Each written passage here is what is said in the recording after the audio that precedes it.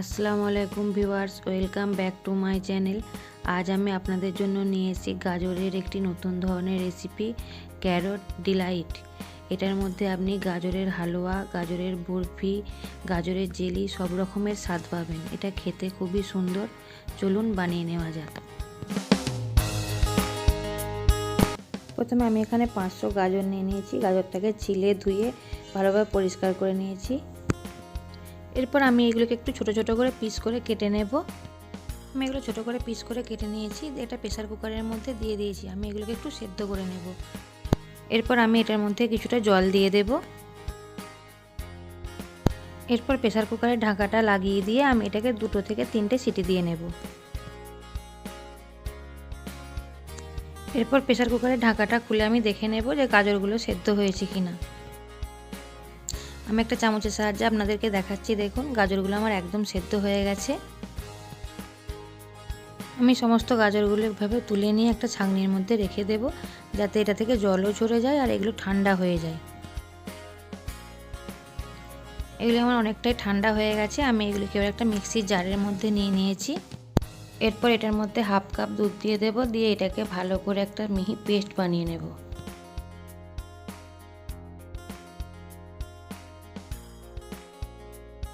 এটা আমি মিক্সিতে পেস্ট করে নিয়েছি। দেখতে পাচ্ছেন কত সুন্দর একটা পেস্ট রেডি হয়ে গেছে আমাদের। আর একদিকে আমি একটা ট্রে নিয়ে নিয়েছি হালুয়াটা রেডি করার জন্য। আমি এতে 1 ফোঁটা তেল দিয়ে ভালো করে ব্রাশের সাহায্যে লাগিয়ে নেব। এরপর আমরা বাকি জিনিসগুলি রেডি করে নেব। একটা বাটির মধ্যে আমি 1/2 কাপ দুধ নিয়ে নিয়েছি। এবারে এটার মধ্যে 3 চামচ কর্নফ্লাওয়ার দিয়ে এটার সাথে ভালোভাবে মিশিয়ে নেব।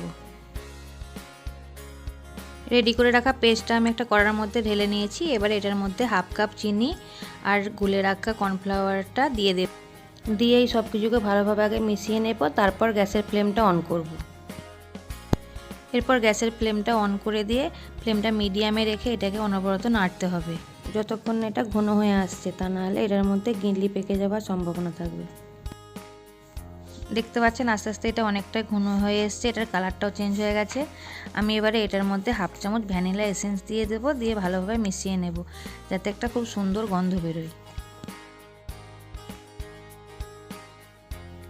এরপর এটাতে 1 চামচ গাওয়া ঘি দিয়ে দেব, দিয়ে ভালোভাবে মিশিয়ে নেব। এটাকে এভাবে আর কিছুক্ষণ নেড়ে নেড়ে একটু ঘন করে নেব। দেখতে পাচ্ছেন এটা আমাদের একদম রেডি হয়ে গেছে। এটার কালারটাও চেঞ্জ হয়ে গেছে, একদম জেলির মতো দেখতে লাগছে। আর চামচে করে এইভাবে তুললে এটা কড়া থেকে ছেড়ে দিচ্ছে। এই অবস্থায় গ্যাসের ফ্লেমটা আমি অফ করে দেব। এরপর যে ট্রেটা রেডি করে রেখেছিলাম সেটার মধ্যে এটাকে ঢেলে দেব। এরপর একটি স্প্যাচুলার সাহায্যে এটাকে সমান করে নেব। এরপর 2-3 ঘন্টা এটাকে রেখে দেবো, যাতে এটা ভালোভাবে সেট হয়ে যায়। 3 ঘন্টা হয়ে গেছে, এটা আমার ভালোভাবে সেটও হয়ে গেছে। এইভাবে একটু টানলেই দেখুন এটা ট্রে থেকে বেরিয়ে আসছে। আমি এটা এবার একটা থালার মধ্যে ঢেলে নিচ্ছি। এরপর একটা ছুরি দিয়ে আমি এটা চৌকো চৌকো করে পিস করে নেব। আপনারা আপনাদের পছন্দ মতন পিস করে নেবেন। আর এই পিসগুলির ওপরে আমি একটু মিল্ক পাউডার ছড়িয়ে দেব আর পেস্তা কুচি দিয়ে সাজিয়ে নেব।